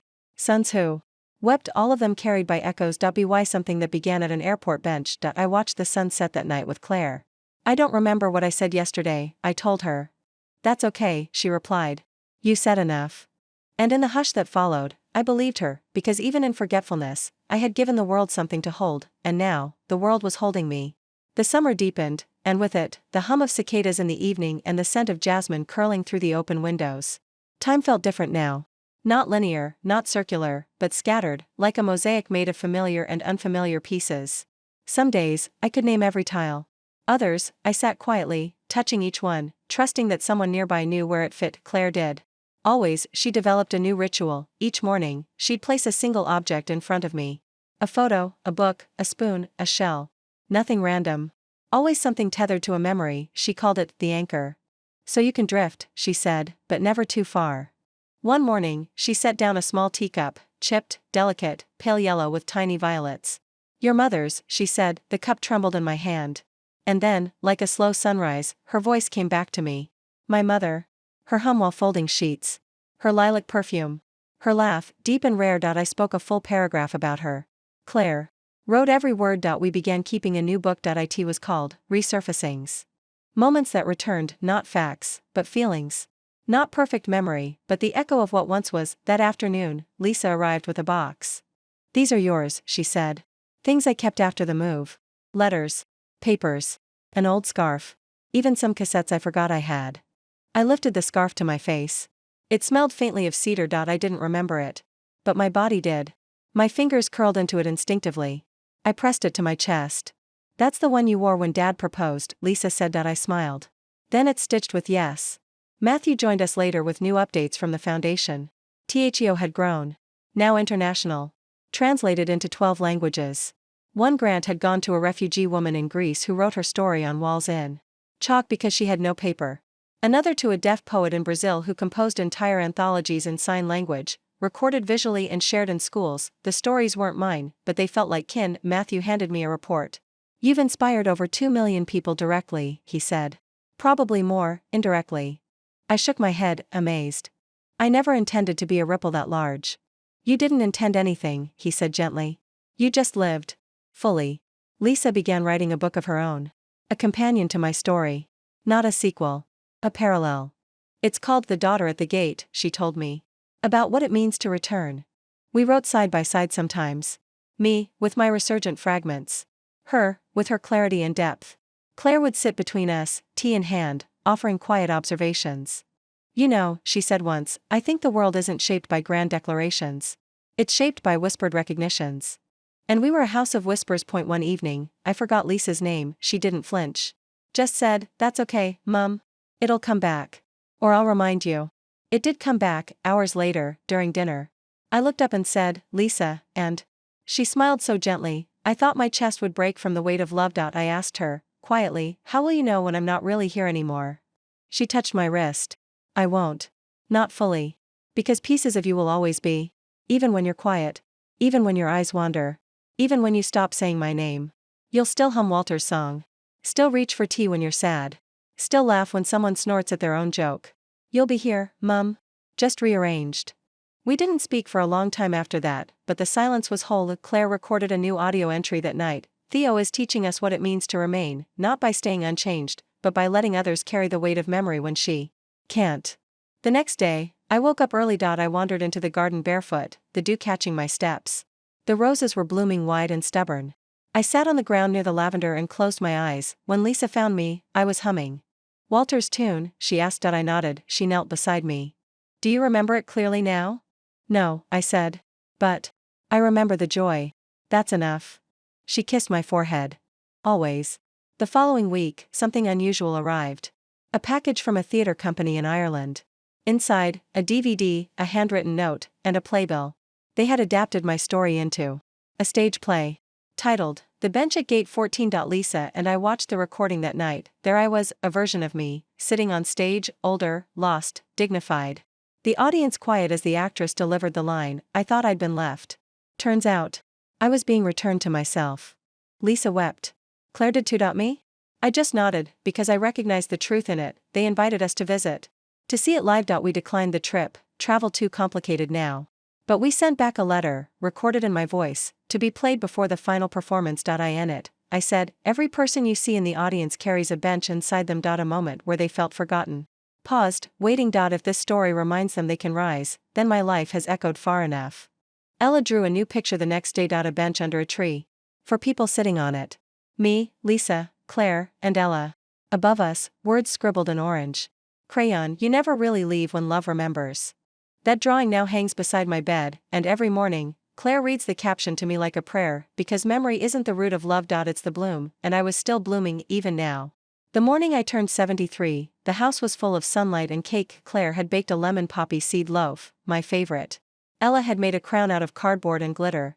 It said, in crooked handwriting, "Queen of Stories." I wore it proudly, even when it slipped sideways. Lisa brought me a present wrapped in brown paper. Inside was a hardcover journal with gold leaf edges and a fabric cover embroidered with wildflowers. In the front flap, she had written, "For all that still lives in you. When words are harder to find, let beauty hold them." That day, I wrote a single sentence, "I feel full. Not of memories, but of being remembered." Matthew FaceTimed from a panel discussion where he was speaking about intergenerational storytelling. He asked if I wanted to say hello to the audience. "Only if they're ready for wrinkles and wisdom," I teased. He turned the camera, and I saw Rows of young faces smiling. I waved, then said, ask the old people in your life what they were afraid of at 25. Then tell them what you're afraid of now. You'll see, you're not that different. Just echoes on different sides of time. Applause. I handed the phone back to Claire. Did I make sense? You always do, Theo. Especially when you think you don't. Later that afternoon, we had a picnic in the backyard. Lisa spread a quilt, and Ella read aloud from the tree that remembered the wind. She paused at her favorite part. Even when the tree forgot its name, it remembered how to sway. It danced for the birds. It listened for the rain. That's you, she said. Still dancing. I pressed a kiss to her temple. Only because you keep playing the music. That night, Claire and I went through the old Resurfacings book. I traced the entries with my fingers. Some sparked small fires in my chest. Others were like tracing a photo I couldn't quite place, but it didn't matter, because they were written, held point one day. Perhaps I'd forget how to read, but I would still feel the weight of the pages. The press of love in paper form the next week. Lisa received an invitation. Harvard Center for Narrative Medicine wanted to host a symposium based entirely on the work of THEO. She looked at me nervously. Should we say yes? It's a lot. Say yes, I said. Even if I'm quiet by then, my words aren't. We planned a trip, not just for me and Lisa, but for Claire, Matthew, and Ella too. A full circle. Before we left, Claire helped me record a new message. One we could play during the event. In it, I said, if you're here, it means stories brought you. Mine, maybe. Yours, certainly. Don't just collect stories. Return them. Ask your neighbor about their first love. Ask your grandmother what silence feels like. Ask yourself where you hurt, and where you healed, because if you listen long enough, you'll find yourself in someone else's voice, and they'll find themselves in yours. We flew out on a cool October morning. The flight was smooth. I stayed awake, watched clouds dance, held Ella's hand as she pressed her nose to the window. In Boston, the air had that northeastern crispness, apple snap. Mornings and gold leaf afternoons. At the event, I was wheeled in quietly. No fanfare. No spotlight, but when Lisa stood to speak and played my message, the entire hall leaned forward like a single body. Afterward, professors approached. Writers. Doctors. Teenagers. Elders. Each with a story. A thank you. A memory. One woman said. I didn't know I needed permission to tell my story until I heard yours. Another, you reminded me my father had a laugh. I had forgotten. I called him yesterday. He laughed again. Back at the hotel, I felt tired, not in a way that frightened me. In the way mountains must feel after weathering. Lisa sat beside me. Mum, do you want to do more events? I shook my head. No. Let others carry it now. I've walked far enough. Matthew nodded. Then we'll walk with it. For you. And I knew they would. In the days that followed, I slept more. My dreams were vivid. Sometimes confusing. Often beautiful. Walter appeared often, humming. My mother. My father. Friends I had lost. Claire began reading to me every night. Ella made a habit of brushing my hair. Lisa wrote beside me, her pen moving. As if it knew what I would have said. One day, I forgot how to hold a spoon. Lisa helped me eat slowly, her eyes never pitying, just present. Even queens need help sometimes, she whispered, adjusting the cardboard crown. I laughed.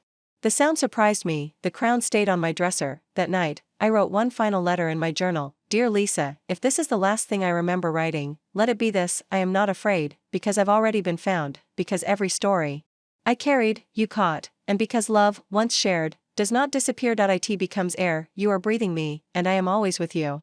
Claire pressed a flower between the pages. A violet. From the teacup. The next morning, I watched the sunrise from the porch. Claire sat beside me. Theo, what are you thinking? I didn't answer right away. I just smiled and said, I feel like a bench, worn, weathered, but still holding someone's rest. She reached for my hand. And always will. The wind moved gently through the lavender, and the world felt whole.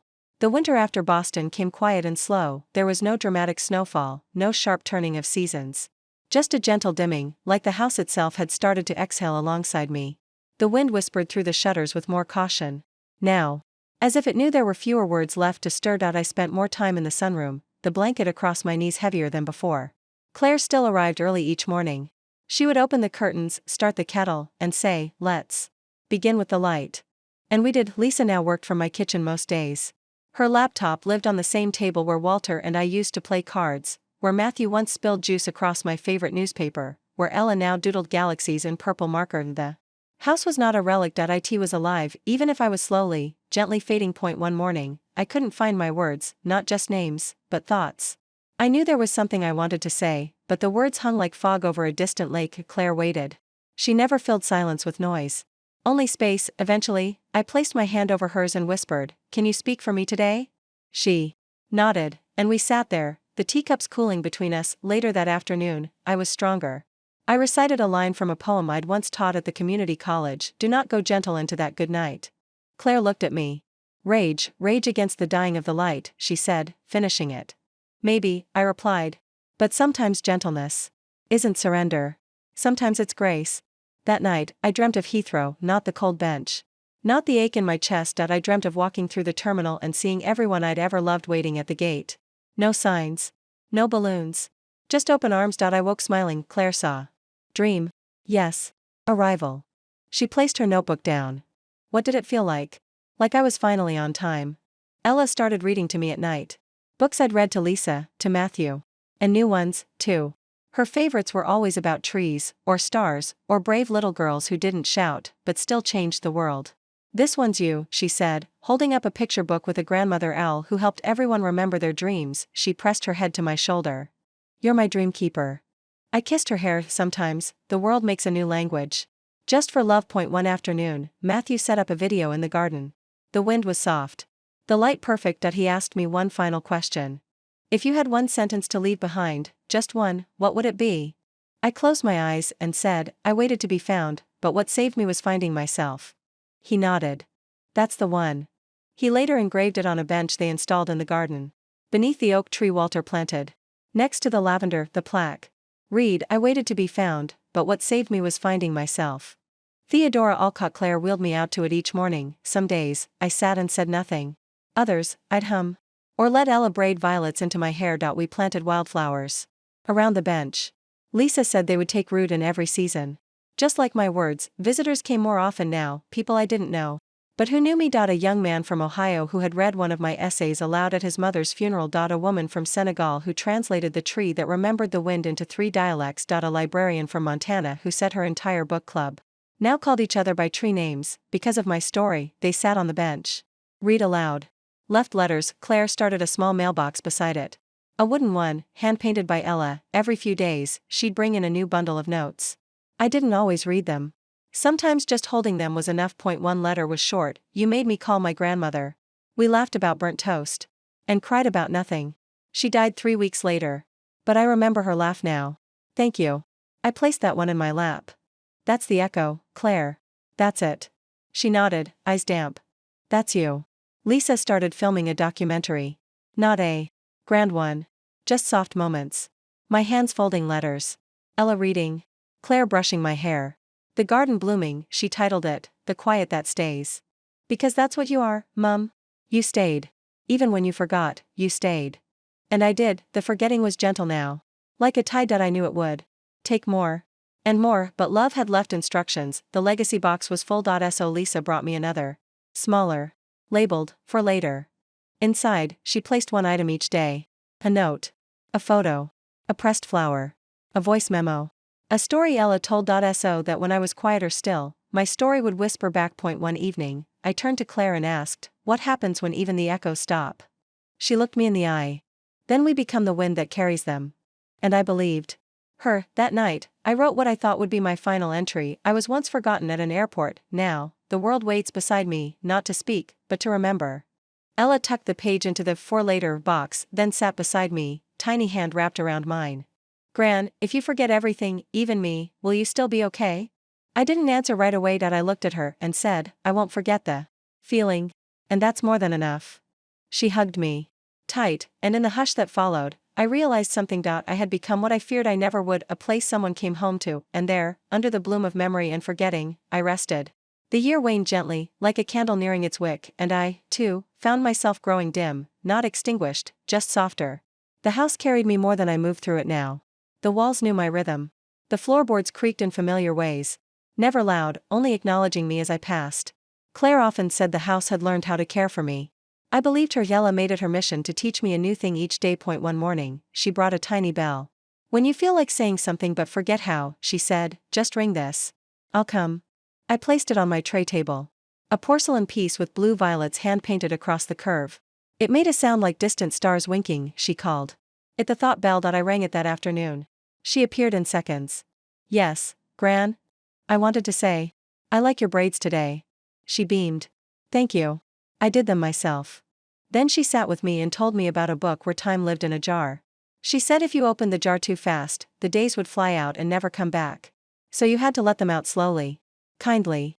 One memory at a time. I held on to that. Matthew came less frequently now, work, travel, but when he did, he brought stories. Once, he showed me a video of a village in Norway where an entire classroom had choreographed a dance to one of my audio letters. It was clumsy, sweet, full of heart. They called it Theo's Waltz, he said. I watched it 3 times. Didn't say much. Just hummed. Lisa continued writing. Her manuscript was nearly finished. She read pieces to me at night. Your story, she said once, helped me find mine. We both knew that was the whole point. Claire started preparing the house for what she delicately called longer quiet. She never used words like decline or end. Just transitions. She trained Lisa on new routines. Recorded videos for Matthew and Ella. Labeled things. Streamlined medications. She even created a booklet for visiting family, How to Sit with Theo. Page 1 read, you don't need to say much. You just need to stay. The Theo project was now self-sustaining. Donations poured in. Volunteers grew. Stories spread. Point 1. Initiative, Echo Threads, paired teenage tailors with elders. Each garment sewn from shared stories. One dress was embroidered with lines from my blog. A scarf with Ella's quote, you never really leave when love remembers. That scarf was mailed to me. I wore it each morning. Point 1 morning, I woke and didn't recognize the ceiling. It was mine, but it felt foreign. Claire sat by the bed, book in hand. When I looked at her, something flickered across her face. Not panic. Just a soft sadness. It's okay, she said. I'll remind you. She opened the book and read, not a famous line, not a story, just my own words. The garden bloomed again today. I forgot the name of the flowers. But they remembered me. I closed my eyes and whispered, lavender. We smiled. The next day, Lisa brought the for later box. She opened it, piece by piece, letting each one guide our morning. A picture of me and Walter dancing barefoot on the porch. A page from a journal, Walter made lemon tea when I was too tired to speak. A crayon drawing of a sun wearing glasses labeled, Gran on a bright day. I touched each with reverence. Tell me who I was today, I asked. Lisa held my hand. You were my beginning. And now you're my reminder. I didn't cry. I just breathed. Breathing was enough. Claire brought a new practice, the memory lantern. Each night, she'd write one sentence about the day, fold it into a paper lantern, and light a candle inside. We'd place it on the windowsill. The flicker of the flame made the paper glow. Point 1 evening, Ella asked if she could write it, her sentence. Gran smiled when I twirled. She said I looked like a petal dancing. The lantern glowed for hours. Even after I slept, people kept sending letters, photos, pieces of their lives. One woman from Argentina sent a recipe passed down 4 generations. She called it Theo's bread. I bake it when I feel untethered, she wrote. It tastes like home. I couldn't eat much anymore. But Claire baked the bread. She placed a piece in my hand. I smelled it, and smiled. That night, I had a dream. I remembered. A field of benches. All kinds. Worn. Bright. New. Broken. Each one holding someone. They were waiting, and then one by one, they stood, walked, found each other. I was one of them. Claire asked me the next morning what it meant. Maybe, I said slowly, the benches were never endings, they were beginnings. Rest stops between stories. She wrote it down, titled it, Rest Stops. Matthew visited again. This time, with his own child, his daughter, Rose. A quiet baby with big, wondering eyes. He placed her in my arms. She looked up. I didn't say anything. I just stared, and in her, I saw everything. A new echo. Ella stood beside me. This is her bench now, she whispered. You've passed it. She'll sit here one day and remember. I nodded. That night, we sat on my garden bench. Me, Lisa, Matthew, Ella, Claire, and baby Rose in her carrier. The wind moved the trees gently. The scent of night jasmine filled the air. Claire turned on one of the old cassette tapes. My voice spoke from the past. If you're listening, it means you stayed. Thank you. Not everyone does. You're here, and that's enough. The tape hissed into silence. No one moved, then Rose cooed, and we all smiled. Claire wrote that sentence for the lantern. Rose cooed after Gran spoke from the past. And somehow, it felt like tomorrow. The flame flickered long into the night. I rested my head on Lisa's shoulder. My last words before sleep. I'm still here, aren't I? She kissed my forehead. Always, Mum. Always. Winter folded itself around the house like a slow, careful blanket. Snow came in flurries, never violent, never harsh. Just soft and consistent, as though the sky itself was rocking me to sleep. The lavender had gone dormant, but its stems still stood proudly under frost. Claire said even sleeping things can be strong. I didn't move much anymore, not because I couldn't, but because stillness felt sacred now. Like each moment was asking me to listen more than speak. I'd wake, and Lisa would already be beside me, her hand on mine, her coffee gone cold. Claire would light the candle in the memory lantern, and Ella would sit on the edge of my bed, whispering her dreams into the quiet. Last night, she said once, I dreamt you were a tree and I lived in your branches. I nodded slowly. Then stay there, I whispered. It's safe. Each day, Claire would read me a story from the For Later box. Sometimes Lisa would read. Occasionally Matthew, on speakerphone from wherever his life had taken him that week, Amsterdam, Detroit, Lisbon. But he always called. Always ended with, love you, Gran. Keep blooming. My words came slower now, but my feelings came faster. Once, when Lisa read me a poem about rivers, I cried before she even reached the third line. It's okay, she said, brushing my tears. You're feeling more than words can carry. I thought about that often. That maybe memory was never about detail. Maybe it was about weight. About how much a single moment could hold. One morning, I asked for something unusual. I want to visit the airport. Claire looked at me. Lisa hesitated. Mum, it's a long trip. I don't need to go far, I said. Just sit near the window and watch the planes. One last time. Claire arranged everything. Private transport. Wheelchair access. A quiet viewing area at the small regional airport 2 towns over. They bundled me in blankets. Ella brought her notebook. Lisa packed tea. When we arrived, the staff was kind, discreet. We were given a quiet corner by the glass, overlooking the runway. I watched the planes take off and land, their engines humming like distant lullabies. Do you remember which gate? Lisa asked. Gate 14, I said. We're near it. I smiled. Full circle. Matthew called. Claire held the phone to my ear. You really went back, he said. Only to look forward, I whispered. We stayed there for hours. Watching. Remembering. Letting go before we left. I asked for a moment alone. Just Claire and I. She wheeled me to the window. This is where it started, I said. And where it found you again, she replied. I reached out, palm to the glass. You were the first to see me. No, Theo. You were the first to show yourself. I just didn't look away. We sat like that until the next plane soared. It felt like a goodbye without grief. The next morning, I couldn't open my eyes fully. Everything felt heavy, but not painful. Just distant. Lisa sat by the bed. Claire on my other side. Ella curled at my feet like a cat. No one said goodbye. Only thank you. Claire read one last letter from the legacy box. It was for me. To me. Dear Theo, you waited. You wept. You hoped, and then, you told, you turned a bench into a pulpit. A silence into a bell, and even as your voice faded, you made sure it left behind a map. You gave people back to each other, you gave yourself back to yourself. You arrived, and that was enough. That night, Lisa laid next to me. Rest, Mum. We'll keep it going. I promise. I squeezed her fingers lightly, and then I slept. In the days that followed, the house stayed full of friends, family, strangers who had never met me in person but said they knew me anyway. Matthew flew in and stood under the tree by the bench, reading from the first blog post I'd ever written. Today, I was left at the airport by my children. He paused. But she was never truly alone. She was only waiting for the right beginning. They held a celebration, not a service. Ella read her favorite story, about the grandmother. Claire spoke last. Theo taught me that caregiving isn't about preserving the past. It's about witnessing the present with love. She taught us that remembering isn't always about the mind. Sometimes, it's about the heart. They lit a memory lantern at dusk. Inside was the last sentence I had ever written. I am not gone. I am simply more quiet.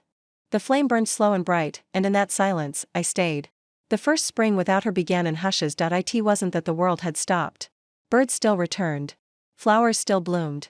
Planes still carved the sky above us. But everything carried the echo of her, not loud, not haunting, just present. Like a familiar scent in an empty room, Lisa kept the house exactly as it had been. She moved into the spare room permanently now, claiming, it's not about needing to be here. It's about wanting to. Claire still visited every morning. Still lit the lantern. Still made 2 cups of tea. One was left on the windowsill. No one drank it. But it always steamed. Ella talked about Theo constantly. She said this, or she liked that, or remember how she'd hum before answering. Claire had once worried the child might forget. But it turned out Ella had absorbed her. All the soft parts. All the quiet wisdom. One day, Ella pulled out the old For Later box. I want to make a new one, she said. For someone else. Like Gran did. Lisa smiled, tears catching in the corners of her eyes. Who would it be for? I don't know. Yet, Ella said, looking toward the sky. But I'll know when they need it. They spent that afternoon making cards. Small ones. With words like, "You are not a mistake." Silence doesn't mean absence. Even the moon forgets to shine sometimes. Ella left one at the post office, tucked behind the parcel scales, another in the library, nestled between the spines of old poetry, another, carefully taped under a cafe table. Claire documented it all. She called the project, Echo Drops. She said Theo would have approved. Matthew returned for a week in May. He stood by the bench each morning, coffee in hand, eyes far away that he didn't speak much, but one evening, Lisa found him reading aloud to the bench. One of Theo's old blog posts. I thought if I kept waiting, they'd come back. But maybe the bench wasn't a place to wait, it was a place to begin. He caught Lisa watching and gave a sheepish smile. Feels weird, talking to wood. She heard you. He nodded. Yeah. That's the strange part. I think she did. Claire wrote a new guidebook, Living After the Lantern. It wasn't about grief. Not exactly. It was about continuity. She began giving workshops. Hospitals. Schools. Shelters. Places where silence often took root too deeply. Point 1 lesson. Leave something behind that can be held, just one thing. She used the teacup as an example. Lisa took over the THEO Foundation. Entirely. It had become global now, translated into 28 languages, spanning 6 continents. New arms of the project bloomed: art therapy for elders, memory storytelling circles for refugee youth, echo boxes for long-term care centers. In Scotland, a hospital installed a Theo room, a quiet space filled with letters, recordings, poems, and lavender-scented cushions. People came there not to mourn, but to feel remembered. Back at the house, things moved slowly. Lisa started recording a podcast. Each episode, she shared one of Theo's stories, sometimes narrated by herself, sometimes by Claire, occasionally even by Ella, whose small voice carried surprising strength. Listeners sent messages. Point 1 woman wrote, I listened to your mother's story while watching my father sleep in hospice. I didn't feel afraid. Just steady. Like she lent me her breath for a while. They framed that message, hung it by the memory lantern. On the first anniversary of Theo's passing, they held a gathering, not a memorial. A bloom. People came from everywhere, some knew Theo, many didn't. They read her words aloud. Left notes under the bench. Made a circle and shared stories that might otherwise have gone untold. Lisa spoke last. She wasn't famous, she said. Not in the way headlines mean. But she was the kind of famous that lingers in a whisper.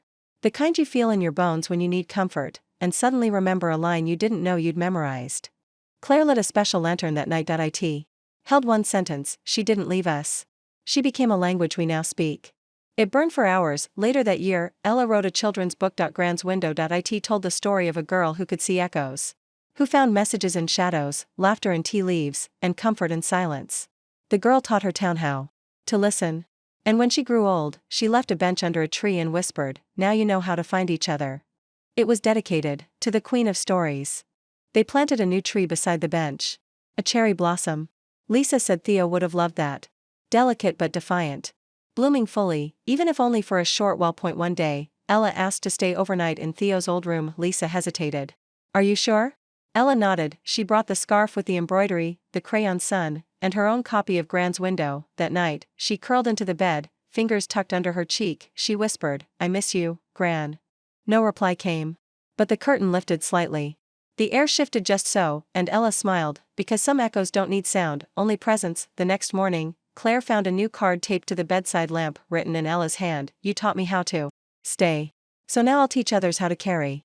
Claire brought it downstairs. Lisa framed it, placed it above the memory lantern. They didn't need to light it every day now, but they did anyway, just because she would have, and in that act, she stayed. Again, every flame, a new story, every silence, a new page, and the bench never stayed empty for long. The second year came with fewer tears, but more pauses. It wasn't that the pain had dulled, just softened at the edges. It lingered less like a wound and more like a worn photograph in the corner of your desk. Something that could both ache and comfort in the same breath. Lisa found herself speaking to Theo aloud again. Not in grief, but in partnership. She would stir soup and mutter, you'd say more salt. Or sit on the porch and whisper, you always hated this kind of wind. Claire didn't correct her. Didn't point out that no one else was there. She just sat beside her, nodding. Sometimes answering, too. Actually, she'd say garlic. Always more garlic. Lisa laughed. Not because it was funny, but because it sounded right. Ella grew taller. Her voice deepened in ways that made Lisa ache. But she still wore the scarf in winter. Still wrote her little notes and left them in benches, libraries, and under strangers' windshield wipers. Echo drops had become a quiet movement. Online groups sprouted in cities all over the world.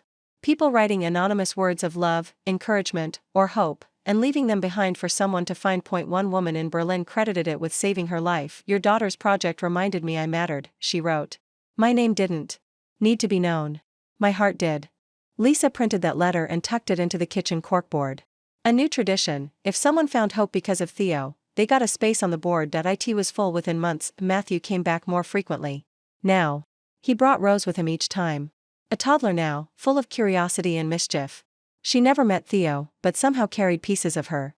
The way she tilted her head when listening. The way she reached for books before toys. One morning, Claire caught her sitting cross-legged in front of the bench, babbling nonsense. Lisa watched from the porch. "She's telling her something," Claire said. "What do you think?" "Probably the same thing Theo told us. You're seen. You matter. You're here." Lisa swallowed a lump in her throat. "Sometimes, I think she's the echo come back around." Claire agreed. The house remained a sanctuary. Visitors came and went. Friends. Strangers.